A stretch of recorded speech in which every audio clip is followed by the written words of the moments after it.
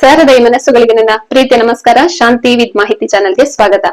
ಇಂದಿನ ವಿಡಿಯೋದಲ್ಲಿ ಹೆಚ್ಚಿನ ಜನ ಪೋಷಕರು ಕೇಳ್ತಾ ಇದ್ರು ಹ್ಯಾಂಡ್ ರೈಟಿಂಗ್ ಅನ್ನ ಸುಧಾರಿಸೋದು ಹೇಗೆ ಅಂತ. ಚಿಕ್ಕ ಮಕ್ಕಳ ಅಕ್ಷರಾಭ್ಯಾಸ ಮಾಡಿಸೋದು ಹೇಗೆ ಅನ್ನೋ ಒಂದು ವಿಡಿಯೋವನ್ನ ಮಾಡಿದೀನಿ. ಸೊ ಹಾಗಾಗಿ ಇದು ಸ್ವಲ್ಪ ದೊಡ್ಡ ಮಕ್ಕಳಿಗೆ ಸಂಬಂಧಪಟ್ಟಿರುವಂತದ್ದು. ಹ್ಯಾಂಡ್ ರೈಟಿಂಗ್ ಅನ್ನ ಹೇಗೆ ಇಂಪ್ರೂವ್ ಮಾಡಬಹುದು, ಯಾಕಂದ್ರೆ ಹ್ಯಾಂಡ್ ರೈಟಿಂಗ್ ತುಂಬಾ ಕೆಟ್ಟದಾಗಿದ್ರೆ ಅಥವಾ ಅದನ್ನ ಓದೋದಕ್ಕೆ ಬರೋದಿಲ್ಲ ಅಂದ್ರೆ ಮಾರ್ಕ್ಸ್ ತಗೊಳ್ಳೋದು ಸ್ವಲ್ಪ ಕಷ್ಟ ಆಗ್ಬೋದು. ಸ್ವಲ್ಪ ಏನು ಜಾಸ್ತಿನೇ ಕಷ್ಟ ಆಗತ್ತೆ. ಸೊ ಇಂಪಾರ್ಟೆನ್ಸ್ ಗೊತ್ತಿದ್ರೆ ಹ್ಯಾಂಡ್ ರೈಟಿಂಗ್ ಕೂಡ ಇಂಪ್ರೂವ್ ಮಾಡ್ಕೋಬಹುದು. ಓಕೆ, ಫಸ್ಟಿಗೆ ಸ್ವಲ್ಪ ಹೇಳ್ತಾರಲ್ಲ, ಗಿಡವಾಗಿ ಬಗ್ಗದ್ದು ಮರವಾಗಿ ಬಗ್ಗೀತೆ ಅಂತ. ಚಿಕ್ಕ ವಯಸ್ಸಲ್ಲೇನೆ ಮಕ್ಕಳಿಗೆ ಅಕ್ಷರಾಭ್ಯಾಸ ಮಾಡುವಾಗ ನೀಟ್ನೆಸ್ ಕಲ್ಸ್ಕೊಡ್ಬೇಕಾಗತ್ತೆ. ಸ್ಟಾರ್ಟಿಗೆ ಏನಾದ್ರು ತಪ್ಪು ಮಾಡ್ತಾ ಇದ್ರೆ ಅಥವಾ ಅವ್ರು ಬರೆಯೋ ರೀತಿ ಸರಿಯಾಗಿಲ್ಲ ಅಂದ್ರೆ ಅಲ್ಲೇನೆ ತಿದ್ದಿದ್ರೆ ಬೆಟರ್. ಬಟ್ ಇವಾಗ ಮರ ಆಗ್ಬಿಟ್ಟಿದೆ, ಈಗ ಸ್ವಲ್ಪ ಬದಲು ಮಾಡ್ಬೇಕು ಅಂದ್ರೆ ಒಂದ್ ಸ್ವಲ್ಪ ರಿಸ್ಕ್ ತಗೋಬೇಕಾಗತ್ತೆ. ಡೈಲಿ ಪ್ರಾಕ್ಟೀಸ್ ಮಾಡ್ಬೇಕಾಗತ್ತೆ. ಈ ವಿಡಿಯೋವನ್ನ ನೋಡಿ ಹೀಗೆ ಇಟ್ಬಿಟ್ರೆ ಏನು ಪ್ರಯೋಜನ ಆಗೋದಿಲ್ಲ. ಬಟ್ ಏನ್ ಮಾಡ್ಬೇಕು ಅಂತಂದ್ರೆ ಒಂದು ಟೈಮ್ ಫಿಕ್ಸ್ ಮಾಡ್ಕೋಬೇಕು. ಈಗ ನಾನು ಇಂಥ ವಿಡಿಯೋಗಳು ನೀವು 1000 ನೋಡ್ತಿರ್ತೀರಾ. How to improve handwriting ಅಂತ ನೋಡ್ತೀರಾ, ಮತ್ತೆ ಆ ವಿಡಿಯೋವನ್ನ ಸ್ಕಿಪ್ ಮಾಡ್ತೀರಾ, ಇನ್ನೊಂದ್ ವಿಡಿಯೋ ನೋಡ್ತೀರಾ, ಹುಡುಕ್ತಾನೆ ಇರ್ತೀರಾ. ಬಟ್ ಹಾಗೆ ಮಾಡಿದ್ರೆ ಯಾವುದೇ ಒಂದು ರಿಸಲ್ಟ್ ಅನ್ನ ನೋಡ್ಲಿಕ್ಕೆ ಸಾಧ್ಯವಾಗೋದಿಲ್ಲ. ಬಟ್ ಏನ್ ಮಾಡ್ಬೇಕು ಅಂದ್ರೆ, ಈಗ ಒಂದು ಎಕ್ಸಾಂಪಲ್, ಇವತ್ತು ಏಪ್ರಿಲ್ 11ನೇ ತಾರೀಕು ಅನ್ಕೊಳ್ಳಿ. ಇನ್ನು ಒಂದು 10 ಡೇಸ್ ಅಲ್ಲಿ, ಓಕೆ, 30 ತನಕ ಅಂದ್ರೆ ಇನ್ನೊಂದು 9 ಡೇಸ್ 10 ಡೇಸ್ ಸಿಗುತ್ತೆ ಅನ್ಕೋಣ. ಆವಾಗ ನಾವೇನ್ ಮಾಡ್ಬೇಕು, ಅಲ್ರಮ್ ಅಲ್ಲಿ ಒಂದು ಟೈಮ್ ಫಿಕ್ಸ್ ಮಾಡ್ಕೋಬೇಕು. ಮಕ್ಳಿಗೆ ಕಲ್ಸ್ಕೊಡೋಕ್ ಮುಂಚೆ ನಾನ್ ಇವತ್ತು ಈ ಟೈಮಿಗೆ 15 ಮಿನಿಟ್ಸ್ ಕೂರ್ಸಿ ಬರ್ಸ್ತೀನಿ, ಹ್ಯಾಂಡ್ ರೈಟಿಂಗ್ ಪ್ರಾಕ್ಟೀಸ್ ಮಾಡ್ತೀನಿ. ಡೈಲಿ ಇವತ್ತು 15 ಮಿನಿಟ್ಸ್, ನಾಳೆ 20 ಮಿನಿಟ್ಸ್, ಹಾಗೆ ಒಂದು half an hour Kannada, English, Hindi ಈ ತರ ಪ್ರಾಕ್ಟೀಸ್ ಮಾಡಿಸಿದಾಗ ಏನಾಗುತ್ತೆ, ಅದು ಒಂದು ಅಭ್ಯಾಸವಾದಾಗ ಆಟೋಮೆಟಿಕ್ ಅವರ ಒಂದು ಏನೇ ಎಷ್ಟೇ ಕೆಟ್ಟ ಹ್ಯಾಂಡ್ ರೈಟಿಂಗ್ ಇದ್ರೂ ಕೂಡ ಇಂಪ್ರೂವ್ ಮಾಡ್ಬೋದು. ಮೊದ್ಲಿಗೆ ಟೈಮ್ ಫಿಕ್ಸ್ ಮಾಡ್ಕೋಬೇಕು. ನನ್ನ ಹತ್ರ ಸಾಧ್ಯ ಅನ್ನೋದನ್ನ ಮೈಂಡಿಗೆ ಕೊಟ್ಕೋಬೇಕಾಗತ್ತೆ. ಇಲ್ಲ ಅಂದ್ರೆ ಸಾಧ್ಯ ಇಲ್ಲ. ಇದನ್ನು ಕೂಡ ಹಾಗೇನೆ ವಿಡಿಯೋ ನೋಡ್ತೀರಾ, ಅಯ್ಯೋ ಇದು ಇಷ್ಟೇನಾ, ಇದೆಲ್ಲರೂ ಹೇಳ್ತಾರೆ ಅನ್ನೋದ್ ಬಿಟ್ಟು ಮಾಡ್ರೆ ಪ್ರಯೋಜನ ಏನು ಇಲ್ಲ. ಓಕೆ, ಹ್ಯಾಂಡ್ ರೈಟಿಂಗ್ ಚೆನ್ನಾಗಿ ಇರ್ಲೇಬೇಕಾಗತ್ತೆ. ಯಾಕಂದ್ರೆ ಗೊತ್ತು, ಓರಲ್ಲಿ ಇರೋದಿಲ್ಲ, ಪ್ರತಿಯೊಂದು ಕೂಡ ರೈಟಿಂಗ್ ಅಲ್ಲೇ ಇರುತ್ತೆ. ಸೊ ಟೀಚರ್ಸ್ ಗಳಿಗೆ ಅರ್ಥ ಆಗ್ಬೇಕು ಅಂದ್ರೆ ಹ್ಯಾಂಡ್ ರೈಟಿಂಗ್ ಇಂಪಾರ್ಟೆಂಟ್. ಫಸ್ಟಿಗೆ ಯಾವ ರೀತಿ ಹ್ಯಾಂಡ್ ರೈಟಿಂಗ್ ಇದೆ ಅಂತ ನೋಡೋಣ. ತುಂಬಾ ಕೆಟ್ಟ ಹ್ಯಾಂಡ್ ರೈಟಿಂಗ್ ಇದೆ ಅಂದ್ರೆ ಅದನ್ನ ಖಂಡಿತ ಓದೋದಕ್ಕೆ ಬರೋದೇ ಇಲ್ಲ, ಆ ತರದ್ ಒಂದು ಹ್ಯಾಂಡ್ ರೈಟಿಂಗ್ ಇರುತ್ತೆ ಮಕ್ಳದು. ಇನ್ನೊಂದ್ ಕೆಲವು ಮಕ್ಳು ತುಂಬಾ ಹ್ಯಾಂಡ್ ರೈಟಿಂಗ್ ಓಕೆ ಬಟ್ ತುಂಬಾ ಸ್ಲೋ ಆಗಿ ಬರೀತಿರ್ತಾರೆ, ಅದೊಂದು ಪ್ರಾಬ್ಲಮ್. ನೆಕ್ಸ್ಟ್ ಸ್ಟಾರ್ಟಿಂಗ್ ಅಲ್ಲೆಲ್ಲ ಗುಡ್, ಓಕೆ ಚೆನ್ನಾಗಿ ಬರೀತಾರೆ, ಬರ್ತಾ ಬರ್ತಾ ಬರ್ತಾ ಬರ್ತಾ ಅವ್ರ ಹ್ಯಾಂಡ್ ರೈಟಿಂಗ್ ತುಂಬಾ ಕೆಟ್ಟದಾಗಿರುತ್ತೆ. ಅದು ಕೂಡ ಮಾರ್ಕ್ಸ್ ಕಳ್ಕೊಳ್ಳೋದಕ್ಕೆ ಕಾರಣ ಆಗುತ್ತೆ. ನೆಕ್ಸ್ಟ್ ಅಕ್ಷರಗಳ ನಡುವೆ ಗ್ಯಾಪ್ ಬಿಡ್ತಾ ಬರೀತಾರೆ. ಇನ್ನೊಂದಿಷ್ಟು ಮಕ್ಕಳ ಪ್ರಾಬ್ಲಮ್, ಒಂದು ವರ್ಡ್ ಆದ್ಮೇಲೆ ಇನ್ನೊಂದ್ ವರ್ಡ್ಗೆ ಗ್ಯಾಪ್ ಬಿಡ್ತಾರೆ, ಅದೊಂಥರ ಪ್ರಾಬ್ಲಮ್. ಈ ನಾ ಹೇಳ್ತಿರೋ ಲಿಸ್ಟ್ ಅಲ್ಲಿ ನಿಮ್ಮ ಮಕ್ಕಳು ಯಾವ ತರ ಹ್ಯಾಂಡ್ ರೈಟಿಂಗ್ ಬರೀತಿದಾರೆ ಅನ್ನೋದು ನೀವು ನೋಡ್ಕೊಂಡ್ರೆ ಸರಿ ಮಾಡ್ಕೊಳ್ಳೋದಕ್ಕೆ ಈಸಿ ಆಗುತ್ತೆ. Okay, next big and small ಅಂದ್ರೆ ಕೆಲವು ಮಕ್ಕಳು ತುಂಬಾ ಚಿಕ್ಕದಾಗಿ ಬರೆಯೋದು, ಅದು ಕಾಣಿಸೋದೇ ಇಲ್ಲ, ಆ ತರದ ಒಂದು ಹ್ಯಾಂಡ್ ರೈಟಿಂಗ್ ಇದೆ. ಆಮೇಲೆ ಇನ್ನೊಂದ್ ಏನು ಅಂತಂದ್ರೆ ತುಂಬಾ ದೊಡ್ಡದಾಗಿ ಬರೆಯುವಂತದ್ದು, ಪೇಜ್ ಎಷ್ಟು ಕೊಟ್ರು ಸಾಕಾಗೋದಿಲ್ಲ, ಆ ರೀತಿಯ ಒಂದು ಹ್ಯಾಂಡ್ ರೈಟಿಂಗ್ ಇದೆ. ಇನ್ನೊಂದು ತುಂಬಾ ತಿಕ್ಕಾಗಿ ಬರೆಯೋದು, ಅದೇನಂದ್ರೆ ಒಂದು ಪೇಜ್ ಅಲ್ಲಿ ಬರ್ದಿರೋದು ಇನ್ನೊಂದು ಪೇಜಿಗೂ ಸ್ಪ್ರೆಡ್ ಆಗ್ಬಿಟ್ಟಿರುತ್ತೆ, ಅದು ಕೂಡ ಗುಡ್ ಹ್ಯಾಂಡ್ ರೈಟಿಂಗ್ ಅಲ್ಲ. ಇನ್ನೊಂದು ಸ್ಟಾರ್ಟ್ ಮಾಡ್ತಾರೆ, ಅದು ಹೋಗಿ ಇಲ್ಲ ಅಪ್ ಹೋಗುತ್ತೆ, ಇಲ್ಲ ಬರ್ತಾ ಬರ್ತಾ ಬರ್ತಾ ಡೌನ್ ಬರುತ್ತೆ. ಇದೆಲ್ಲವೂ ಹೇಳ್ತಾರಲ್ಲ, ಚೆನ್ನಾಗಿಲ್ದಿರೋ ಹ್ಯಾಂಡ್ ರೈಟಿಂಗ್ ಒಂದು ಕೆಟಗರಿ. ಓಕೆ, ಈಗ ಹ್ಯಾಂಡ್ ರೈಟಿಂಗ್ ಅಲ್ಲಿ ಒಂದು ಪ್ಲೇನ್ ಹ್ಯಾಂಡ್ ರೈಟಿಂಗ್ ಇರುತ್ತೆ, ಅಂದ್ರೆ ಬಿಡಿ ಬಿಡಿಯಾಗಿ ಬರೆಯುವಂತದ್ದು ಒಂದು, ಇನ್ನೊಂದು ಕರ್ಸಿವ್ ಇರುತ್ತೆ. ಸೊ ಎರಡು ಕೂಡ ಬರೀಬಹುದು. ಇದರಲ್ಲಿ ಒಂದು ಮೆರಿಟ್ಸ್ ಅಂಡ್ ಡಿಮೆರಿಟ್ಸ್ ತಗೋಬೇಕು ಅಂದ್ರೆ, ಪ್ಲೇನ್ ಹ್ಯಾಂಡ್ ರೈಟಿಂಗ್ ಅಲ್ಲಿ ಏನಾದ್ರೂ ತಪ್ಪು ಮಾಡಿದಾಗ, ಮಿಸ್ಟೇಕ್ ಮಾಡಿದಾಗ ಅದನ್ನ ಫಾಸ್ಟ್ ಆಗಿ ಬೇಗನೆ ಕಂಡು ಹಿಡಿಬಹುದು. ಬಟ್ ಕರ್ಸಿವ್ ಅಲ್ಲಿ ಸ್ವಲ್ಪ ಏನಾಗುತ್ತೆ ಅಂತಂದ್ರೆ ಸ್ವಲ್ಪ ಲೇಟ್ ಆಗುತ್ತೆ, ಅಷ್ಟೊಂದು ಅವ್ರು ಏನ್ ಬರ್ದಾರ ಅಂತ ಗೊತ್ತಾಗೋದಿಲ್ಲ. ಹಂಗಾಗಿ ಸ್ವಲ್ಪ ಸ್ಪೆಲ್ ಮಿಸ್ಟೇಕ್ ಅನ್ನ ಕಂಡು ಹಿಡಿಯೋದು ಕರ್ಸಿವ್ ಅಲ್ಲಿ ಸ್ವಲ್ಪ ಕಷ್ಟ. ಬಟ್ ಪ್ಲೇನ್ ಹ್ಯಾಂಡ್ ರೈಟಿಂಗ್ ಅಲ್ಲಿ ಅವ್ರು ಇಮಿಡಿಯೇಟ್ ಆಗಿ ನೋಡ್ಬಹುದು. ಮತ್ತೆ ಕರ್ಸಿವ್ ಅನ್ನ ಫಾಸ್ಟ್ ಆಗಿ ಬರಿಬಹುದು. ಪ್ಲೇನ್ ಆದ್ರೆ ಒಂದ್ ಬಿಡಿ ಬಿಡಿ ಬರೆಯುವಾಗ ಸ್ವಲ್ಪ ಟೈಮ್ ತಗೊಳುತ್ತೆ. ಅದು ಮಕ್ಳು ಯಾವ ರೀತಿ ಪ್ರಾಕ್ಟೀಸ್ ಮಾಡ್ತಾರೋ ಸಮಸ್ಯೆ ಇಲ್ಲ. ಪ್ಲೇನ್ ಆದ್ರೂ ಓಕೆ, ಕರ್ಸಿವ್ ಆದ್ರೂ ಓಕೆ, ಅದು ಏನು ಇಲ್ಲ. ಓಕೆ, ನೆಕ್ಸ್ಟ್ ಏನ್ ಮಾಡ್ಬಹುದು ಅಂತ ಹೇಳಿ, ಪರಿಹಾರ ಇದಿಷ್ಟು ಗೊತ್ತಾಯ್ತು ಸಮಸ್ಯೆ. ಈಗ ಹೆಂಗ್ ಇಂಪ್ರೂವ್ ಮಾಡಬಹುದು ಅಂತ ನೋಡಕ್ ಹೋದ್ರೆ, ಫಸ್ಟ್ ಡಿಸೈಡ್ ಮಾಡ್ಬೇಕು 100% ನಾನು ಎಫರ್ಟ್ ಹಾಕ್ತೀನಿ ಅಂತ. ಒಂದು ಮೈಂಡ್ ಅಲ್ಲಿ ಫಿಕ್ಸ್, ಈ 20 ದಿನದಲ್ಲಿ ನಾನು ಫಸ್ಟ್ 20 ಡೇಸ್ ತಗೊಳ್ಳಿ, ಒಂದ್ 10 ಡೇಸ್ 20 ಡೇಸ್ ಟಾರ್ಗೆಟ್ ಇಟ್ಕೊಳ್ಳಿ. 15 ಮಿನಿಟ್ಸ್ 20 ಮಿನಿಟ್ಸ್ ಆತರ ಒಂದು ಟೈಮ್ ಫಿಕ್ಸ್ ಮಾಡ್ಕೊಳ್ಳಿ. ಒಂದಿನನು ಮಿಸ್ ಆಗ್ಬಾರ್ದು, ಏನೇ ತಲೆ ಮೇಲೆ ತಲೆ ಬಿದ್ರು ಒಂದಿನನು ಮಿಸ್ ಆಗ್ಬಾರ್ದು. ಇನ್ನೊಂದ್ ಏನ್ ಗೊತ್ತಾ, ಇಂಗ್ಲಿಷ್ ಅಲ್ಲಿ ಇರುವಂತದ್ದು ಕೇವಲ 26 ಲೆಟರ್ಸ್, 26 ಲೆಟರ್ಸ್.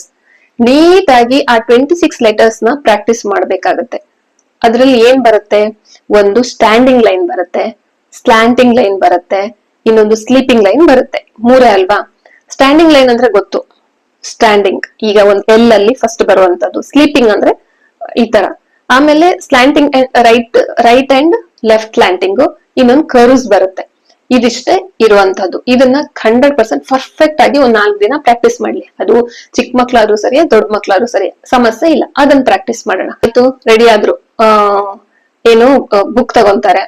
ಯಾವ ಒಂದ್ ಫಸ್ಟ್ ವರ್ಡ್ ಗಳನ್ನ ಸ್ಟಾರ್ಟ್ ಮಾಡ್ಲಿ. ತುಂಬಾ ಕೆಟ್ಟದಾಗಿ ಹ್ಯಾಂಡ್ ರೈಟಿಂಗ್ ಇದೆ ಅಂತ ಹೇಳಿದ್ರೆ ಅವರು ಒಂದ್ ವರ್ಡ್ ಅನ್ನ ಸೆಲೆಕ್ಟ್ ಮಾಡ್ಕೊಂಡು ಫಸ್ಟ್ ಅದನ್ನ ಪ್ರಾಕ್ಟೀಸ್ ಮಾಡಿ ಮಾಡಿ ಮಾಡಿ ಬರೆಯೋದಕ್ಕೆ ಸ್ಟಾರ್ಟ್ ಮಾಡ್ಲಿ. ಆಮೇಲೆ ಅವರು 2 ಲೈನ್ 3 ಲೈನ್ 4 ಲೈನ್ ಪ್ಯಾರಾಗ್ರಾಫ್ ಅನ್ನ ಸ್ಟಾರ್ಟ್ ಮಾಡ್ಲಿ. ಆ ಮಕ್ಳಿಗೆ ಅವಾಗ ಬರ್ಡನ್ ಅನ್ಸೋದಿಲ್ಲ. ಇನ್ನೊಂದೇನು ಅಂತಂದ್ರೆ, ನಾವು ಬರೆಯೋದಕ್ಕೆ ಹೇಳ್ಬಿಟ್ಟು ನಮ್ಮ ಕೆಲ್ಸದಲ್ಲಿ ಬಿಸಿ ಆದ್ರೆ ಅಷ್ಟು ವರ್ಕ್ ಆಗಲ್ಲ. ಒಂದು ಸ್ವಲ್ಪ ದಿನ ಏನ್ ಮಾಡಿ, ಅವ್ರ ಜೊತೆ ನೀವು ಕೂತ್ಕೊಂಡು ಬರೀರಿ, ಕಂಪೇರ್ ಮಾಡಿ. ನೋಡು, ನಿನ್ಕಿಂತ ನಾನ್ ಚೆನ್ನಾಗ್ ಬರಿತೀನಿ, ನಾನ ನೋಡೋಣ ಅಂತಾನೋ, ಅಥವಾ ನೀವು ಫಸ್ಟ್ ಡೇ ಇಂದ ಬರ್ಸುವಾಗ ಅದನ್ನ ಹಾಗೆ ಇಟ್ಕೊಳ್ಳಿ. ಫಸ್ಟ್ ಡೇ ಇವಾಗ ಏಪ್ರಿಲ್ 10th ಸ್ಟಾರ್ಟ್ ಮಾಡ್ತಾ ಇದ್ದೀರಾ ಅಂದ್ರೆ ಆ ಫಸ್ಟ್ ದಿನದ ಹ್ಯಾಂಡ್ ರೈಟಿಂಗ್ಗೂ ನೆಕ್ಸ್ಟ್ ಏಪ್ರಿಲ್ 30th ಬರೀತೀರಲ್ವಾ, ಆವಾಗ ನಿಮ್ಗೆ ಡಿಫ್ರೆನ್ಸ್ ಗೊತ್ತಾಗುತ್ತೆ. ಅದನ್ನ ತೋರಿಸಿ ಮಗುಗೆ, ನೋಡು ಮೊದಲು ಈ ತರ ಬರೀತಿದ್ಯಾ, ಇವಾಗ ಎಷ್ಟು ಚೇಂಜಸ್ ಆಗಿದೆ, ಈ ತರ ಪ್ರಯತ್ನ ಪಟ್ರೆ ಖಂಡಿತ ಸಾಧ್ಯ ಅನ್ನೋದನ್ನ ಮನವರಿಕೆ ಮಾಡಿ. ಇದು ಕೂಡ ಇಂಪಾರ್ಟೆಂಟ್ ಆಗುತ್ತೆ. ಓಕೆ, ನೆಕ್ಸ್ಟ್ ಕೂತ್ಕೊಳ್ಳೋ ಪೊಸಿಷನ್, ಸಿಟ್ ಪ್ರಾಪರ್ಲಿ ಅಂತಾರಲ್ಲ, ಸರಿಯಾದ ರೀತಿಯಲ್ಲಿ ಸರಿಯಾದ ಭಂಗಿಯಲ್ಲಿ ಒಂದು ಟೇಬಲ್ ಮೇಲೋ ಕರೆಕ್ಟ್ ಆಗಿ ಪ್ರಾಪರ್ ಆಗಿ ಕೂತ್ಕೋಬೇಕಾಗತ್ತೆ.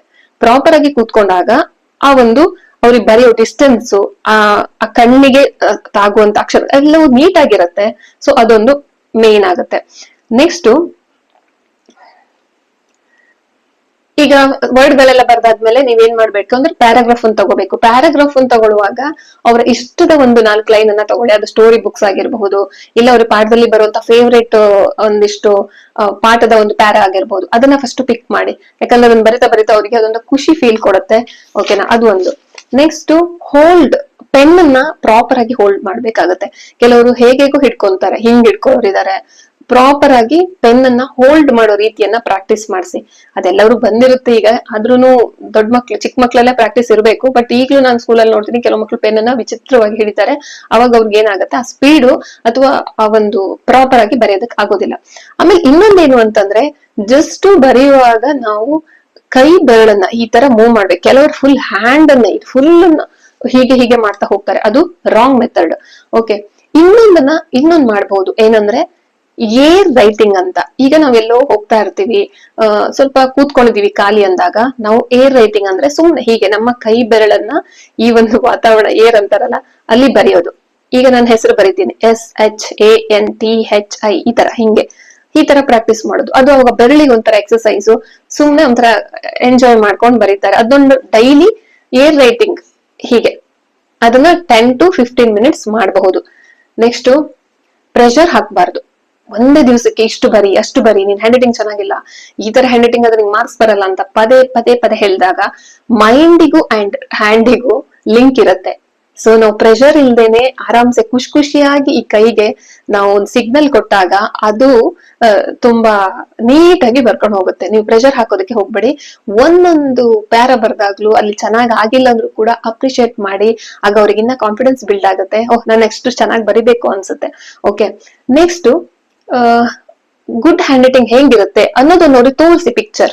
ಈಗ ನಾನು ಇದ್ರಲ್ಲಿ ಕೊಡ್ತೀನಿ, ನೀಟ್ ಆಗಿ ಒಂದು ಕರ್ಸಿವ್ ಅಲ್ಲಿ ಅಂಡ್ ಒಂದು ಪ್ಲೇನ್ ಹ್ಯಾಂಡ್ ರೈಟಿಂಗ್ ಎರಡನ್ನು ಕೊಡ್ತೀನಿ. ನಿಮ್ ಮಕ್ಳಿಗೆ ಯಾವ್ದು ಈಸಿ ಆಗುತ್ತೋ ಅದನ್ನ ಪಿಕ್ ಮಾಡ್ಕೊಳ್ಳಿ.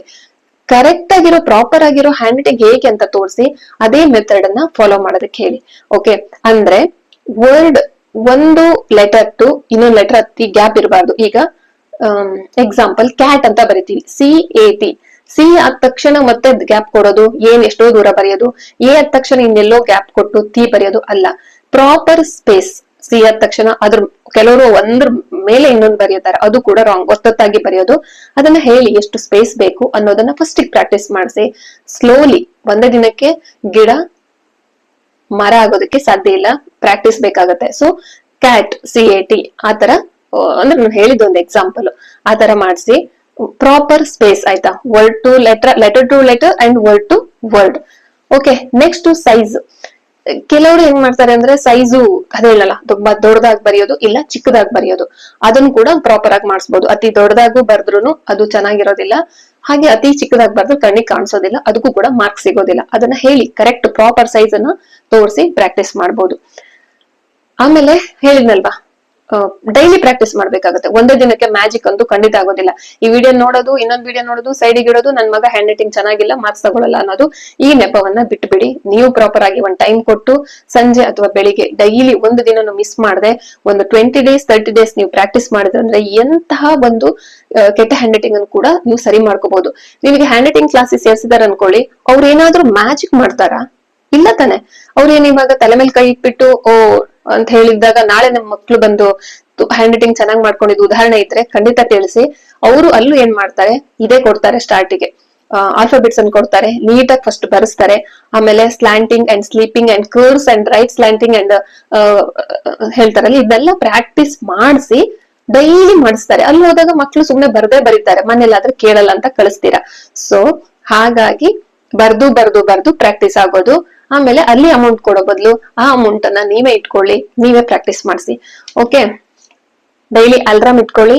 ಆ ಅಲ್ರಾಮ್ ಹೊದ ತಕ್ಷಣ ನೀವು ಆ ಟೈಮಿಗೆ ಮಕ್ಕಳನ್ನ ಕೂಡಿಸ್ಬೇಕು. ಇದು ನಿಮ್ಮ ಹತ್ರ ಆಗುತ್ತಾ?